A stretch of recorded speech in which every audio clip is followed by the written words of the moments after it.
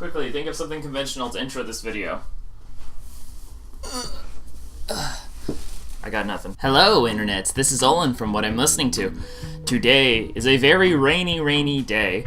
It's gloomy as all hell, but it is very cozy in here. I'm in my amoeba hoodie. I'm here today to show you even more albums that were released in 2017. I've already done a vlog showing off some of the so many 2017 albums, and over the last couple of months, I've just been getting a couple new releases here and there, and I'm going to show them off. I'm very excited about them because there are some fantastic releases, so let's get started. The first album I have here, this is a Low Tom album. This band is fronted by David Bazan, who has done numerous solo works, but most notably was in Pedro the Lion. But it also has some members of another band called Starflyer 59, a notorious Christian shoegaze band. I didn't think I would actually get this album, but I stumbled across a used copy for $4.99, and at the time when I found it, it had just been released like 2 weeks ago, which is crazy to me to find such a cheap copy of the album when it's that new. But for $4.99, I figured I'd check it out. I love David, I love Pedro the Lion, I love Starflyer, so it seemed like it would be a good fit. I'm excited to check this one out. Pretty soon we'll be living in a covered wagon with every little thing we need.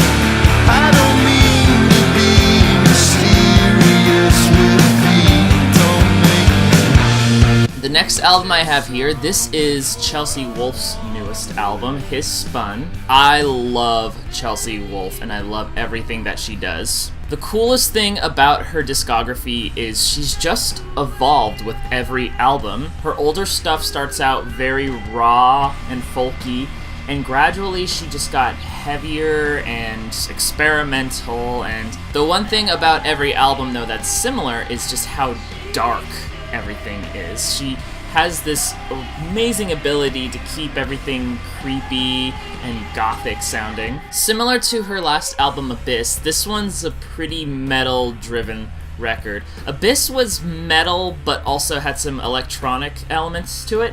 This one ditches the electronic and just focuses on being heavy. Another cool selling point about this album is, I'm gonna probably butcher the hell out of his name, Troy Van Leeuwen, who is the guitarist in Failure, guitarist, I think he played in Queens of the Stone Age for a little bit.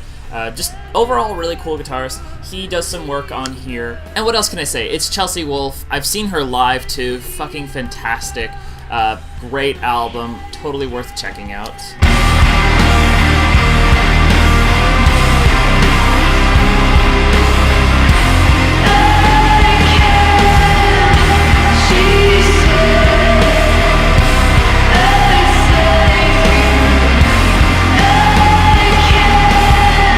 Next album I have here, this is actually a collaboration album between Courtney Barnnett and Kurt Vile. I actually didn't think I was gonna get this album. I love Courtney Barnnett, but I haven't really heard much of Kurt's music.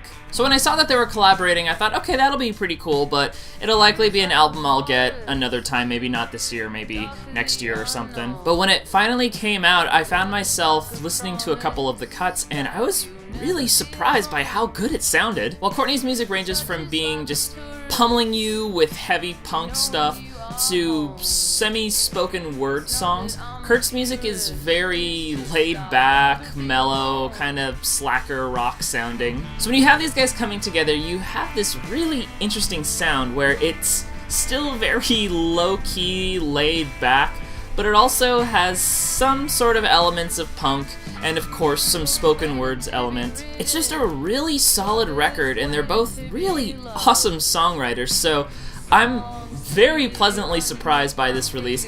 I think this is probably going to be in my top 10 albums of 2017 so far. It's just super good. If you haven't checked this record out, I highly recommend it. Even if you don't know who either of them are, still worth listening to. It's a really cool listen. But I know that it works, 'cause I've seen that it's true. If you just let it go, it'll come back to you. It'll come back in space. It'll come back in pairs. Alright, Alright, next album here, coming from the ambience department. This is Gas, and this is his album Narcopop. Gas is apparently a pretty well-established electronica ambient artist, but I didn't know anything about him until this year. Amoeba does a little fanzine called Music We Like, where it profiles all the employees from every single Amoeba store's favorite albums that they're listening to. And so not only was this a new release, but a couple people had picked this album, and one of the things that made me go out and get it was someone described it as, this is an album to listen to when you're hiking in the forest. And that appealed to me so much because I have a hiking spot that I frequent, and I would go in listening to whatever sort of ambient band that I really liked. I listened to a lot of grouper, I listened to a lot of dark folk, just whatever made me zone out. So I got it. I love how this album is packaged. It's beautifully done. It has this amazing artwork in it, and the music is just as equally beautiful. This is a follow-up to his former album, which after listening to this I might have to check out. So I love this. This is a great release. I'm excited to go hiking and listen to this one.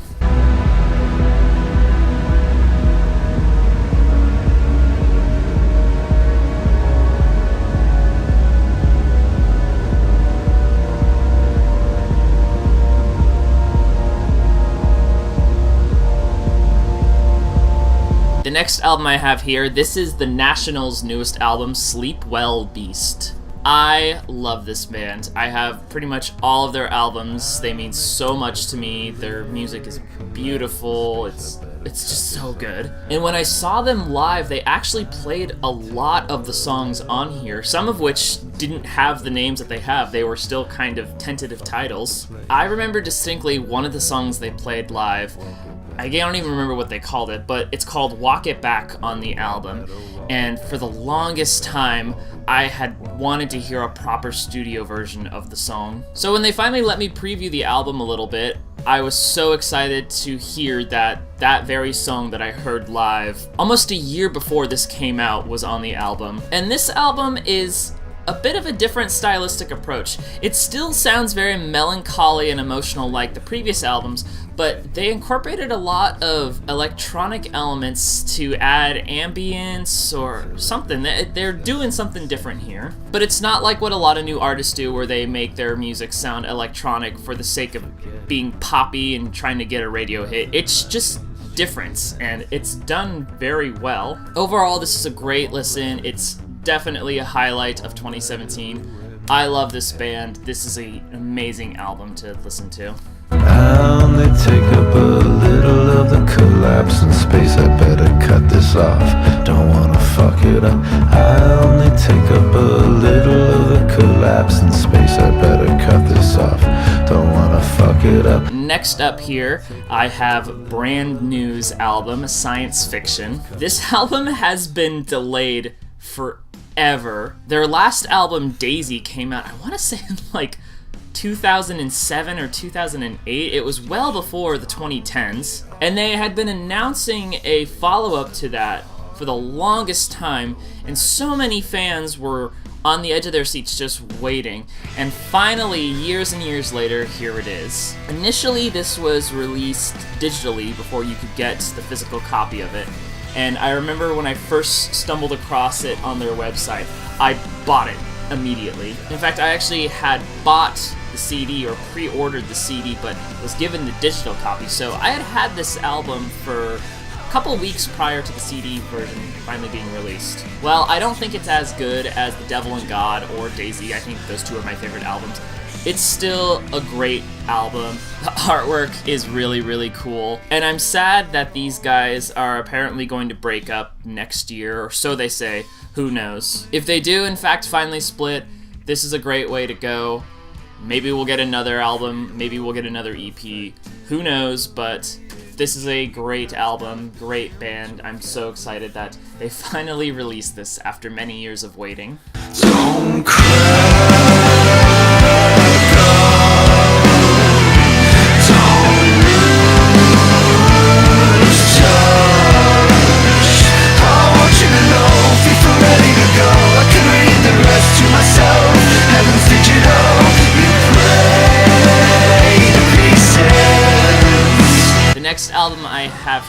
This is the Front Bottom's newest album, Going Gray. I love this band, and this is probably my favorite newer rock band that's actually getting some attention on the radio or just in general. A lot of the newer rock bands I listen to are still very obscure, nobody's ever heard of them, but it's not every day that I like a current band that's growing in popularity. When I first heard them, they were still kind of playing with their sound. They were more folk punk sounding than anything, and as they released albums, they gradually refined their sound and strayed away from folk punk and focused more on just being a straight up alternative rock band. And initially I was skeptical about that because I loved that first album. I thought the folk punk sound fit them perfectly. So to hear that they were incorporating more electric guitar and heavier drums, I wasn't sure if that was going to sound great. And turns out, it does. Their album Back on Top was the first album they released off the Fueled by Ramen label.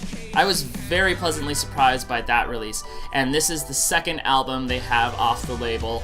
Once again, very surprised by it. I like this album more than I thought I would. Their quirky, witty, emo lyrics still hold up, and not to mention, all the songs are just so unbelievably catchy. And I appreciated the album a lot more when I saw them live not too long ago, actually. They were just a fun band and just really cool overall. So yeah, this is a great album, Going Gray, probably one of my favorites of this year.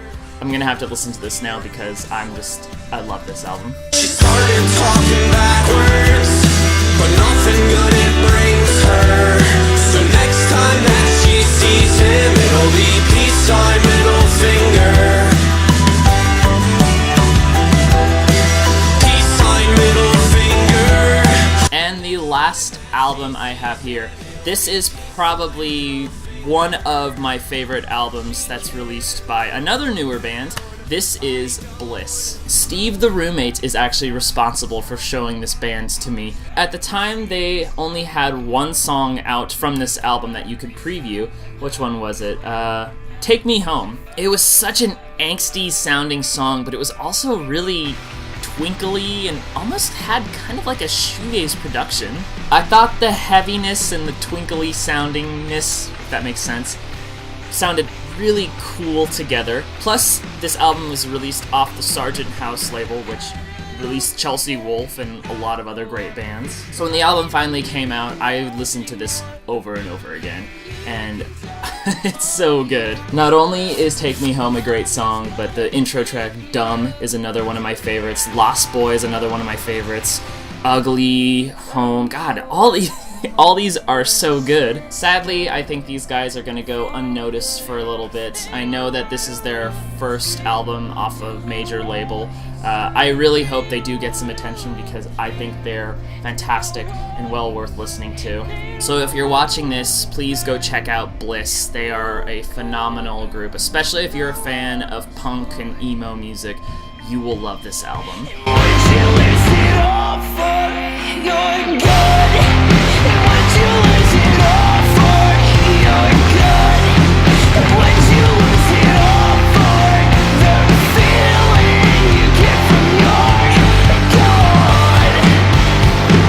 Alright, Internet, that does it for me.